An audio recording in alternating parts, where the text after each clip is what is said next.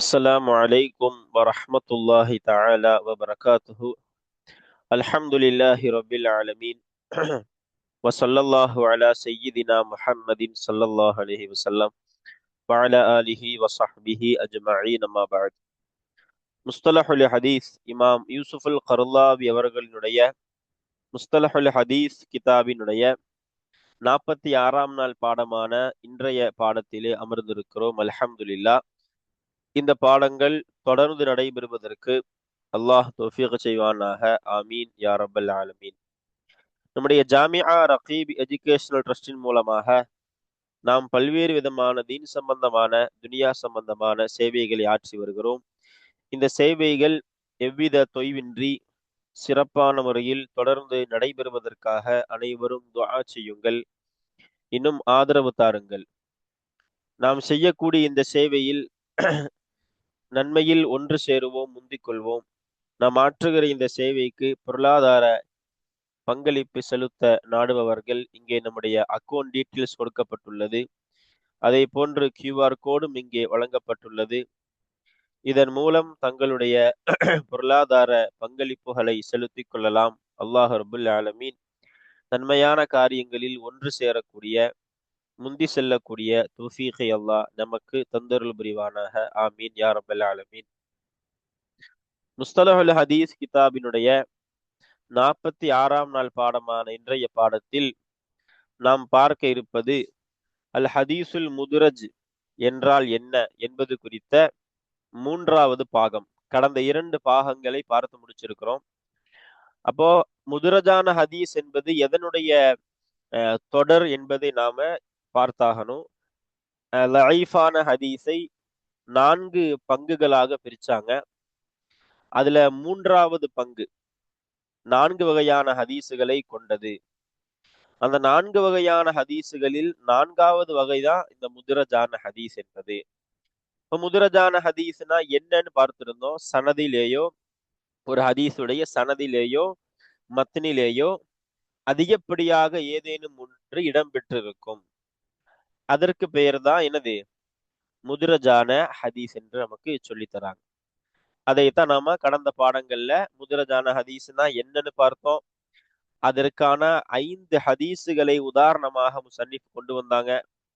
மத்னு ரீதியாக 3, சனது ரீதியாக 2 ஹதீஸுகளை கொண்டு வந்து மொத்தம் 5 ஹதீஸுகளை கொண்டு வந்து அது எப்படியெல்லாம் அது முதுரஜாக ஆனது என்று தஅரீஃபோடு பொருத்தி நமக்கு முசன்னிஃப் சொல்லி கொடுத்தாங்க. நாமும் அதை பார்த்திருந்தோம். அல்ஹம்துலில்லாஹ். அது போக இன்றைய பாடத்தில் நாம் பார்க்க இருக்கக்கூடிய விஷயம் என்ன அப்படின்னா, முதலாவது இந்த ஹதீஸிற்கு முதுரஜ் என்று பெயர் வர காரணம், அதை பார்க்க போறோம். பொதுவா ஹதீஸுகள் மட்டுமல்ல, எந்த ஒரு கலையாக இருந்தாலும் இமாம்கள் ஒன்றுக்கு பெயர் வைக்கிறாங்க அப்படின்னா அரபுகள் அதிகமாக புழங்கின வார்த்தையை கொண்டு பெயர் வைப்பாங்க. அப்படி இந்த முதுரஜுங்கிற வார்த்தைய அரபுகள் எப்ப அதிகமா புழங்குவாங்கன்னா, ஏதாவது ஒன்ன இன்னொன்னுக்குள்ள நம்ம நுழைப்போமா இல்லையா? அப்படி நுழைக்கும் பொழுது அதிரஜித்த ஷைஅ இல ஷை அப்படின்னு சொல்லுவாங்க. நீ இன்ன காரியத்தை இன்ன இதுல நுழைச்சிட்ட, திணிச்சிட்ட அப்படின்னு சொல்லுவாங்க. அரபுகள் அதிகமா புழங்குற வார்த்தை இதிராஜ். இதிராஜ் எப்படி புழங்குவாங்கன்னா, அதிரஜித்த ஷைஅ இல ஷை, ஒன்றை இன்னொன்றின் பக்கமாக நீ நுழைச்சிட்ட, திணிச்சிட்ட அப்படின்னு அரபுகள் அதிகமாக புழங்குற வார்த்தை எது? அதிரஜித்த ஷை. அந்த அதிரஜித்த என்ற அந்த ஃபிஇலிலிருந்து எடுக்கப்பட்டதுதான் முதுரஜ். அரபுகள் அதிகமாக புழங்கக்கூடிய அதிரஜ என்னும் அந்த வார்த்தையிலிருந்து எடுக்கப்பட்டதுதான் என்னது? இந்த முதுரஜ் என்ற வார்த்தை என்று நமக்கு முசன்னிஃப் அவங்க விளக்கம் கொடுப்பாங்க. அதே போல முதுரஜ்னா அர்த்தம் விளங்கி இருக்கும். அப்ப நமக்கு என்னது? திணிக்கப்பட்டது, நுழைக்கப்பட்டதுன்னு அர்த்தம். ஹதீஸுக்கு ஏன் இந்த பெயர் வர காரணம் நமக்கே தெரியும். ஹதீஸுடைய சனதிலேயோ மத்தினிலேயோ இல்லாத ஒன்றை நுழைக்கப்பட்டிருக்கும் அல்லது திணிக்கப்பட்டிருக்கு. எனவே அது முதுரஜ், திணிக்கப்பட்ட ஹதீஸின் பெயர் வந்திருக்குது. பெயர் வர காரணம் புரிஞ்சு போச்சு நமக்கு. அதை தொடர்ந்து என்ன சொல்லுவாங்க முசன்னிஃப் அவர்கள் அப்படின்னா, இந்த நுழைக்குதல்ங்கிறது எங்க எல்லாம் நடைபெற்றிருக்கும்?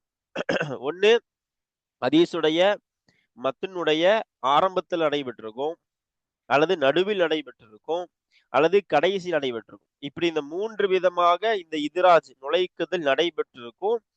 அந்த 3க்கும் ஒவ்வொரு உதாரணத்தையும் முசன்னிஃப் அவங்க குறிப்பிட்டிருக்காங்க. அதையும் நாம முசன்னிஃப் அவர்கள் விளக்குவாங்க பாடத்துல. அதை தொடர்ந்து சொல்லுவாங்க, இந்த இதிராஜ் நடைபெறுவதற்கு என்ன காரணம்? இந்த ஹதீஸுடைய சனதிலேயோ மத்தினிலேயோ ஏன் இது போன்ற வார்த்தைகள் நுழைக்கப்பட்டது? அதற்கு ஒரு 3 காரணத்தை முஸன்னிஃப் சொல்லுவாங்க. நம்ம இங்க சுருக்கமா எழுதியிருக்கிறோம். நம் பாடத்தை கிதாபின் மூலமாக வாசிக்கும் பொழுது இன்னும் நமக்கு விளங்கும்.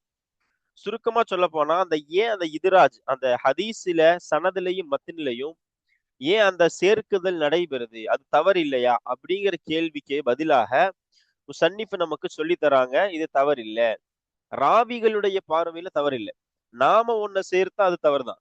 நாம ஒரு ஹதீஸை பயான் செய்யும்போது, நம்ம எக்ஸ்ட்ரா வார்த்தைகள போடுறது அது கூடாது. ஹதீஸிற்கு விளக்கமாக என்னவோ நம்ம பேசலாம். ஹதீஸை சொல்லும் பொழுது ஹதீஸத்தான் நம்ம சொல்லணும். ஆனால் ராவிகளுக்கு அது ஜாயிஸ் கூடும். எது கூடும்? இது போன்ற வார்த்தைகளை சேர்ப்பது கூடும். அதுவும் இந்த 3 காரணங்களுக்காக தான் கூடும். ஒண்ணு என்னது? வார்த்தைகளை விளக்குறதுக்கு. நல்லா விளங்கணும். ஹதீஸ்ல ஒரு வார்த்தை வருது. அது கொஞ்சம் கரீபான லஃப்லா இருக்கு. கரீப்னா என்னது? அரிதான, அதிகம் புழக்கத்தில் இல்லாத, நூதனமான வார்த்தையா இருக்குதுன்னா, அதை மக்கள் விளங்கணுங்கிறதுக்காக அறிவிப்பாளர்கள் சேர்ப்பாங்க. அந்த வார்த்தையை சொல்லும் பொழுது அதற்கான விளக்கத்தை சேர்த்து போடுவாங்க. நம்ம மேல கூட பார்த்திருந்தோம். ஸஈம்ங்கிற வார்த்தைக்கு விளக்கம் கொடுத்தாங்க. ஹமீல் அப்படி அதுக்கு விளக்கம் கொடுத்திருந்தாங்க. இந்த மாதிரி வார்த்தைகளை விளக்குவதற்காக வேண்டி ஹதீஸின் இடையிலே எனது சில வார்த்தைகளை சேர்க்கப்படும். ஹதீஸில் வந்த வார்த்தையை விளக்குவதற்காக இடையில சில வார்த்தைகளை வாசகங்களை ராவிகள் சேர்ப்பாங்க. இது ஒரு காரணம். அதே போல 2வது காரணம் என்ன இருக்கும் அப்படின்னு சொன்னா, சட்டத்தை விளக்குவதற்குன்னு சொல்லி தராங்க. சட்டத்தை விளக்குறது என்னது? ஹதீஸ்ல ஒரு சட்டம் சொல்லப்படும், மூடலா இருக்கும். வேற ஒண்ணும் இல்ல. ஹதீஸ்ல என்ன இருக்கும்? ஒரு சட்டம் அப்படிங்கறத கொண்டு நம்ம ஃபிக்ஹ் சட்டம் அப்படின்னு இல்ல. ஹதீஸ்ல வந்த ஒரு ஒரு கருத்து மூடலா இருந்திருக்கும். நமக்கு அதை விளக்கி தருவாங்க. எப்படி விளக்கி தருவாங்க? உதாரணத்துக்கு நமக்கு மேல உள்ள ஹதீஸ்ல பார்த்திருப்போம். ஒரு அடிமைக்கு 2 கூலி அப்படின்னு. அப்ப ஏன் 2 கூலின்னு யார் விளக்குவா? அறிவிக்கக்கூடிய அறிவிப்பாளர் விளக்கி தருவாங்க. ஹதீஸ்ல 2 கூலின்னு தான் நிக்கும். வேற ஹதீஸுகள்ல விளக்கம் வந்திருக்கலாம்.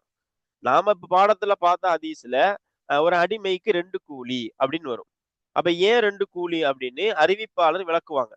இந்த மாதிரி சட்டத்தை விளக்குவதற்காக வேண்டியும் என்ன சேர்ப்பாங்க? இடையில சில வாசகங்களை அறிவிப்பாளர்கள் சேர்ப்பார்கள். அப்படி சேர்க்கிறது 2வது காரணம். ஒரு சட்டத்தை விளக்குறதுக்காக சேர்க்கிறது. அதே போன்று 3வது காரணமாக முஸன்னிஃப் சொல்லி தராங்க, சட்டத்தை ஆய்வு செய்வதற்காக சேர்ப்பாங்களாம். இந்த ஆய்வு செய்து ஒரு ஹுக்குமை எடுக்கணும் ஒரு ஹதீஸ்ல இருந்து அப்படிங்கிற பட்சத்துல ஒரு சில எனது வாசகங்கள் சேர்க்கப்படும் அப்படிங்கிறாங்க. இப்படி இந்த 3 காரணங்களுக்காக தான் ஒரு ஹதீஸ்ல என்ன வருங்கிறாங்க? இதிராஜ் என்பது நடைபெறும். அதாவது ஒரு வார்த்தையை சேர்க்குதல், நுழைக்குதல் அப்படிங்கிறது இந்த காரணங்களுக்காக தான் நடைபெறும். இது யாருக்கு மட்டுமே அனுமதி அப்படின்னா, இந்த ஹதீஸை அறிவிக்கக்கூடிய அறிவிப்பாளர்களுக்கு மட்டும்தான் இப்படி இந்த காரணங்களுக்காக சேர்ப்பது அனுமதி. நாம என்ன பண்ணிடக்கூடாது? நாம சில காரணங்களுக்காக பயான் செய்யும் பொழுதோ, அல்லது மக்களுக்கு விளக்கும் பொழுதோ, ஹதீஸ்ல ஒரு வார்த்தையை சேர்த்து போடுறது, அல்லது சனதுல ஏதாவது ஒண்ண சேர்த்து விடுறது, இந்த மாதிரி செய்வது நம்முடைய பார்வையில் அது கூடாது. நமக்கு அனுமதி அல்ல. யாருக்கு மட்டும்தான் அனுமதி? இந்த ஹதீஸ் அறிவிக்கக்கூடிய அறிவிப்பாளர்களுக்கு மட்டும்தான் அனுமதி. என்ன காரணம் அப்படின்னா, அவங்களுக்கு தான் ஹதீஸுடைய விஷயங்கள் எப்படி தெரியும்னா, இத நம்ம சேர்க்கிறதுனால ஹதீஸுடைய மத்தனுக்கு எந்த பாதிப்பும் இல்ல. விளக்கம் மட்டும்தான் கிடைக்கும். அப்படின்னு அறிவிப்பாளர்களுக்கு தான் தெரியும். அதனால தான் இந்த இந்த இதிராஜ் என்கிற ஒரு செயலை நாம யாருக்கு மட்டும்தான் அனுமதிக்கிறோம்? அறிவிப்பாளர்கள் செய்தா மட்டும்தான் இது கூடுமே தவிர, மற்றவர்கள் செய்தால் இது கூடவே கூடாது. அது மட்டுமல்லாமல் இந்த 3 காரணங்களுக்கு அல்லாம செய்வதும் கூடாது.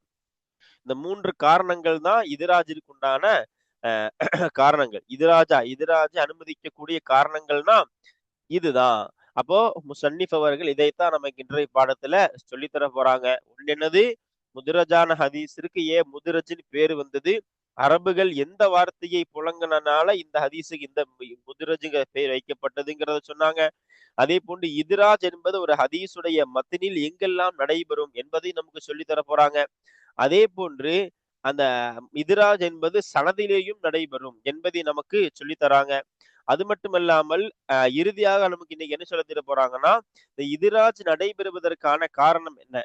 ஒரு ஹதீஸ்ல அதன் சனதிலேயும் மத்தினிலேயும் ஏதேனும் ஒன்றை அதிகப்படுத்துவதற்குண்டான காரணங்கள் என்ன, அதை செய்ய வைத்த காரணிகள் என்ன என்பதையும் நமக்கு இன்றைய பாடத்துல சொல்லித்தர போறாங்க முஸன்னிஃப் ரஹ்மத்துல்லாஹி அலைஹி அவர்கள். வாங்க நம்ம கித்தாபிற்கு உள்ளே சென்று இந்த முஸன்னிஃப் அவர்கள் சொல்லி தந்த இதுவரைக்கும் நம்ம பார்த்த சுருக்கத்தை விரிவாக நாம கித்தாபிற்கு உள்ளே சென்று பார்க்கலாம் இன்ஷா அல்லாஹு தஆலா. பிஸ்மில்லாஹிர் ரஹ்மானிர் ரஹீம். ஃபல் ஹதீஸுல் முத்ரஜு. எனவே முதிரஜான ஹதீஸ் ஆகிறது. மேல நம்ம முதிரஜான ஹதீஸை பற்றிய உதாரணங்கள், அதற்குரிய விளக்கம் எல்லாம் பார்த்துட்டோம். இவன் முதிரஜான ஹதீஸ்னா என்ன, அதற்குண்டான வரையறையை சொல்ல போறாங்க முஸன்னிஃப் ரஹ்மத்துல்லாஹி அலைஹி. பாருங்க, ஹுவ முதிரஜான ஹதீஸ் ஆகிறது. அல் ஹதீஸு ஒரு ஹதீஸ் ஆகும். அல் ஹதீஸ்னா அல் ஹதீஸு நபவி, நபி ஸல்லல்லாஹு அலைஹி வஸல்லத்தை சார்ந்த ஹதீஸ் ஆகும். அல்லது எப்படிப்பட்ட ஹதீஸு, இத்தலா அந்த ஹதீஸ் வந்திருக்கும். இத்தலாவுடைய லமீர் ஃபாயில் அல்லதிங்கிற மௌசூலை நோக்கி மீளக்கூடிய ஒன்று. இத்தலால இருக்கிற ஒன்றுதான் சிலா. இந்த ஜும்லா தான் சிலா. சரி பாருங்க. அப்ப ஆஇது இத்தலால இருக்கக்கூடிய லமீர் தான் ஆஇது. ஃபி மத்னிஹிலையும் இருக்கு. சரி, அப்ப இத்தலா அந்த ஹதீஸ் வந்திருக்கும். ஃபி மத்னிஹி தன்னுடைய மத்தினிலே, அவ் அல்லது இஸ்னாதிஹி தன்னுடைய சனதிலே அந்த ஹதீஸ் வந்திருக்கும். அலா ஜியாதத்தின் ஏதேனும் ஒரு அதிகத்தின் மீது வந்திருக்கும். லைசத்து அந்த அதிகம் என்பது இல்லை, ஜியாதத் என்பது இல்லை. மின்ஹு அந்த ஹதீஸிலிருந்தும் உள்ளதாக இல்லை. அப்ப அந்த ஹதீஸிலிருந்து இல்லாத ஒரு ஜியாதத், ஹதீஸிலிருந்துனா எனது மத்தினிலேயோ சனதிலேயோ இல்லாத ஒரு ஜியாதத் அந்த ஹதீஸ்ல இடம்பெற்றிருக்கும், மத்தினிலேயோ சனதிலேயோ இடம்பெற்றிருக்கும். அப்படிப்பட்ட ஹதீஸாக இருக்கும். அதான் முத்ரஜான ஹதீஸ். அப்ப பாருங்க, அந்த ஹதீஸிலிருந்தும் இல்லாத ஒரு ஜியாதத்தின் மீது, அதிகத்தின் மீது ஒரு ஹதீஸ் தன்னுடைய மத்தினிலேயோ அல்லது சனதிலேயோ வந்திருக்குமே. இத்தலாவுக்கு அத்தாங்கிற அர்த்தம் இருக்கு, வந்ததுன்னு. அப்படிப்பட்ட ஹதீஸாக இருக்கும் எது, முத்ரஜான ஹதீஸ். இதை பற்றி விளக்கங்கள் நாம கொடுத்துட்டோம் முன்னாடியே. பாருங்க, வ மௌரிது தஸ்மியத்திஹி வாலிஹுன். வ மௌரிது தஸ்மியத்திஹி இந்த ஹதீஸிற்கு பெயர் வைத்ததினுடைய பெயர் வைத்ததினுடைய மௌரிதுனா வந்த இடம் ஆகிறது. வாலிஹுன் தெளிவானதாக இருக்கின்றது. அப்போ பெயர் வைக்குதல் வந்த இடம் அப்படின்னு என்ன அர்த்தம், பெயர் வைத்ததற்குண்டான காரணம் தெளிவாக இருக்குங்கிறாங்க. ஏன்னா ஹதீஸுடைய வரையறையை பார்த்தாலே என்ன புரியுது, அதிகமாக ஒண்ணு சேர்க்கப்பட்டிருக்கும், நுழைக்கப்பட்டிருக்கணும். முத்ரஜ்னா நுழைக்கப்பட்டதுன்னு அர்த்தம். அதனாலதான் அந்த பேர் வந்துச்சு. அதான் தெளிவானதாக இருக்கிறதுன்னு போட்டாங்க. இந்த தஸ்மியத்திஹி இந்த ஹூலமீர் எங்க போகுது, இந்த ஹதீஸை அதான் மௌரிது தஸ்மியத்திஹி அந்த ஹதீஸிற்கு பெயர் வைத்ததினுடைய வந்த காரணமாகிறது, வந்த இடமாகிறது. வாலிஹன் தெளிவானதாக இருக்கின்றது. ஃபஹுவ அந்த முதிரஜ், எனவே அந்த முதிரஜா அந்த அல் முதிரஜ் என்ற வார்த்தையாகிறது. முதிரஜ் என்ற வார்த்தையாகிறது எங்கிருந்து வந்தது, மின் அதிரஜுது ஷைஅ ஃபி ஷைஇ ஒன்றில், ஒரு ஷைனா ஒன்றுன்னு வைக்கலாம், ஒரு காரியம்னு வைக்கலாம், ஒரு பொருள்னு வைக்கலாம். ஒரு காரியத்தில் ஒரு காரியத்தை நீ நுழைத்து விட்டாய். அதிரஜத்து நான் நுழைத்து விட்டேன். நம்ம எப்படி வாசிக்கிறோமோ அப்படி அர்த்தம். அதிரஜத்துனா நான் நுழைத்து விட்டேன், அதிரஜத்தனா நீ நுழைத்து விட்டாய். அப்போ அதிரஜித்த நீ நுழைத்து விட்டாய் ஒரு காரியத்தை இன்னொரு காரியத்திலே என்று அரபுகள் புழங்கக்கூடிய இந்த வார்த்தையிலிருந்து வந்ததாகும். அப்ப மின் என்ற ஜாருக்கு இந்த ஜும்லா தான் மஜ்ரூர், லஃப்து முராது. அதிரஜத்து ஷைஅ ஃபி ஷைஇ என்னும் வார்த்தையிலிருந்து, என்னது என்னும் வாசகத்திலிருந்து உள்ளதாகும். எது, இந்த அல் முதுரஜ் என்ற வார்த்தை. எப்ப இந்த வார்த்தையால் அரபுகள் புழங்குவாங்க, இதா அதுகல் தஹு ஃபீஹி அதுகல்த, இதா அதுகல்த நீ நுழைத்தால், ஹூ இந்த ஹூ லமீர் எது, இந்த அஷை. ஃபீஹில் இருக்கிற இந்த லமீர் எங்க, இந்த ஃபிஷையில் உள்ள ஷை. அப்போ ஒரு காரியத்தை இன்னொரு காரியத்திலே நீ நுழைத்து விட்டால் அரபுகள் சொல்லக்கூடிய அதிரஜித்த ஷை ஃபி ஷைஇ எனும் அந்த வாசகத்திலிருந்து வந்ததாக இருக்கும். வ லம்மன்துஹு இய்யாஹு அதை அந்த அந்த ஒரு ஷைஐ, இந்த ஹூல மீறி இந்த அஷை, இய்யாஹூல இருக்கிறது இந்த ஷை. அப்போ ஒரு காரியத்தை அதனோடு நான் சேர்த்து விட்டால், நம்ம லம்மன்டன்னு வாசிச்சா இதா லம்மன்டன்னு அர்த்தம். லம்மன என்ற வார்த்தைக்கு லம்மன் அர்த்தம் இருக்கு, சேர்த்தான் அப்படின்னு. அந்த அடிப்படையில நம்ம வாசிக்கலாம். லம்மன் டேன்னு வச்சா நீ சேர்த்தாய், லம்மன் தூணு வச்சா நான் சேர்த்தேன். நம்ம வாசிக்கிறத இங்க லம்மன் தூண் இருக்கு, நான் சேர்த்தால். அப்ப ஒரு காரியத்தை இன்னொரு காரியத்தோடு நான் சேர்த்து விட்டால் அதிரஜித்த என்ற அரபுகள் சொல்லுகிற வாசகத்திலிருந்து வந்ததாக இருக்கும். எது?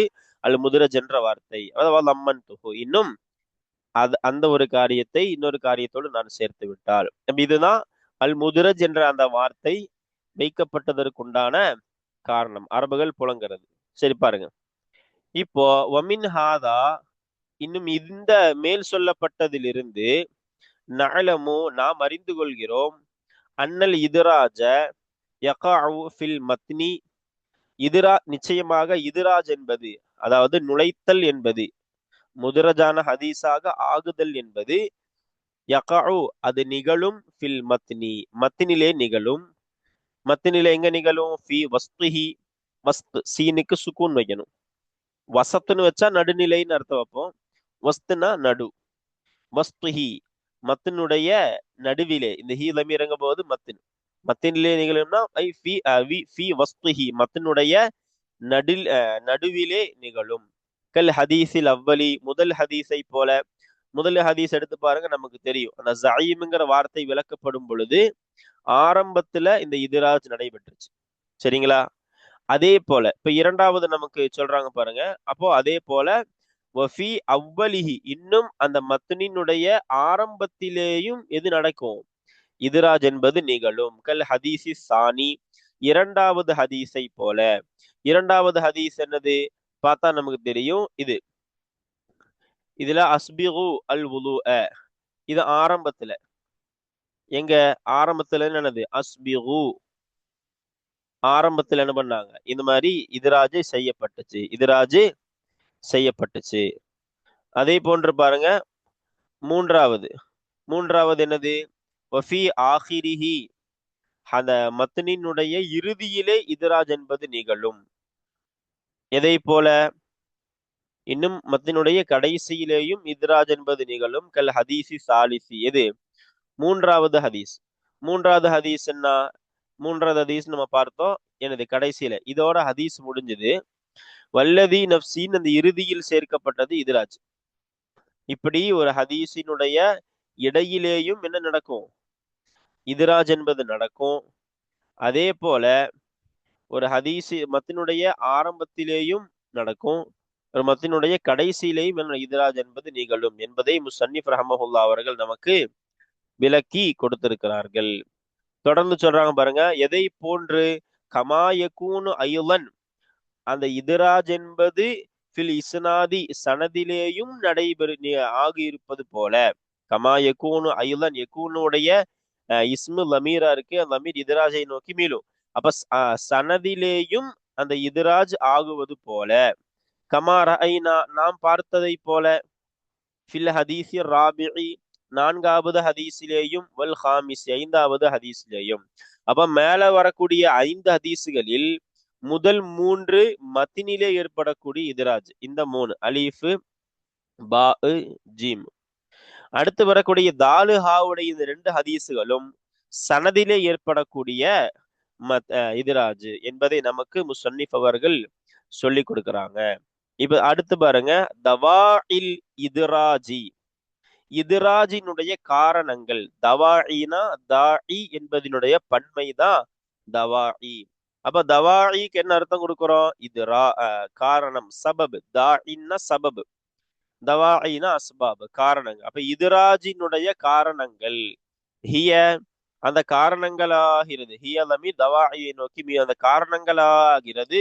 கசீரத்துன், அதிகமாக இருக்கின்றது. மின்ஹா, அவைகளிலிருந்தும், அந்த காரணங்களிலிருந்தும் உள்ளதாக இருக்கும். எது? ஒன்னு, தஃப்சீரு பஅதில் அல்ஃபாதில் கரீபத்தி ஃபில் ஹதீஸின் நபவியி, நபி ஸல்லல்லாஹு அலைஹி வஸல்லத்தை சார்ந்த ஹதீஸிலே உள்ள கரீபான, அரிதான, நூதனமான, புழக்கத்தில் குறைந்த, இல்ல அர்த்தம் வைக்கலாம், அரிதான அல்லது நூதனமான வார்த்தைகளில் சிலதை விளக்குவதாகிறது. மின் தப்சீர் தான் முபுத்ததா முஅக்கர். மின்ஹாவுடைய தாலுக்கு தான் ஹபரு முகத்தம். அந்த காரணங்களில் இருந்தும் உள்ளதாக இருக்கும் எது? நபி ஸல்லல்லாஹு அலைஹி வஸல்லத்தை சார்ந்த ஹதீஸில் வரக்கூடிய நூதனமான அரிதான வார்த்தைகளில் சிலதை விளக்குவதாகிறது. அப்படிதான் முதல் காரணம். என்னது? கரீபான லஃபுதுகள், மக்களுக்கு எளிதில் விளங்காத வார்த்தைகளை விளக்குறது. அதுதான் முதல் காரணம். இரண்டாவது சொல்றாங்க பாருங்க, திபியானு ஹுக்மின் ஷர்இயின், ஷரீஅத் சார்ந்த அதாவது மார்க்க சட்டத்தை விளக்குவதாகிறது. மார்க்க சட்டத்தை விளக்குவதாகிறது. இதுக்கும் ஹபர் மேல போயிடும். மின்ஹா, அந்த காரணங்களிலிருந்து உள்ளதாக இருக்கும். மார்க்க சட்டத்தை விளக்குவதாகிறது. யுமஹீது, இங்க பி மஹதின்னு போட்டிருக்காங்க. இது அச்சுப்பிழையாக வந்திருக்கலாம். யுமஹீது லஹு அர் ராவி. யுமஹீது சரிபடுத்துவார். யுமஹீதுக்கு மஹதன சவ்வாஹு சவ்வா அசுலஹ என்றெல்லாம் அர்த்தம் இருக்கு. அப்ப யுமஹீதுனா என்னது? யுசவ்வி யுஸ்லிஹு அந்த அர்த்தம். இப்போ சரிபடுத்துவார். லஹுனா அந்த சட்டத்தை, மார்க்க சட்டத்தை சரிபடுத்துவார்.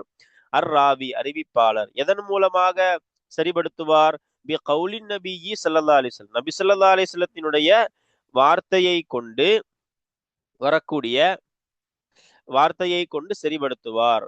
வயகூனு ஸாலிக, அது ஆகும், மேல் சொல்லப்பட்டது ஆகும். மினல் இத்ராஜி ஃபி அவ்வலில் மத்னி, மத்னுடைய ஆரம்பத்தில் உள்ள இத்ராஜிலிருந்தும் உள்ளதாக ஆகும். எது? தாலிக்கனா மேல் சொல்லப்பட்டது. அப்போ இந்த வார்த்தையை விளக்குறதும் சரி, அதே போல மார்க்க சட்டத்தை விளக்குவது என்பதும் சரி, இந்த ரெண்டுமே எங்க நடைபெறுங்கிறாங்க? பொதுவா மத்தினுடைய ஆரம்பத்திலே நடைபெறும்.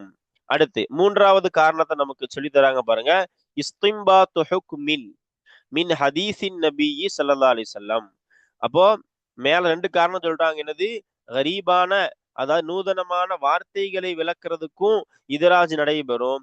மார்க்க சட்டத்தை ஏதாவது விளக்கணும் அப்படின்னாலும் என்னது? இத்ராஜ் என்பது நடைபெறும்.